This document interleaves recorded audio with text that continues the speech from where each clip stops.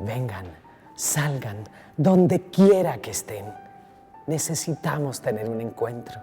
Pues de mi voluntad pueden fiarse, a salir a luchar por la paz, tan solo por el bien de nuestro pueblo. Si ellos pudieran mirar con otros ojos, con ojos nuevos, yo podría ser la madera, la piedra, la tierra con la que construir nueva vida. Si después de la guerra hay un día, te tomaré en mis brazos. Y harás de la tristeza alegría cuando la paz anuncie su victoria.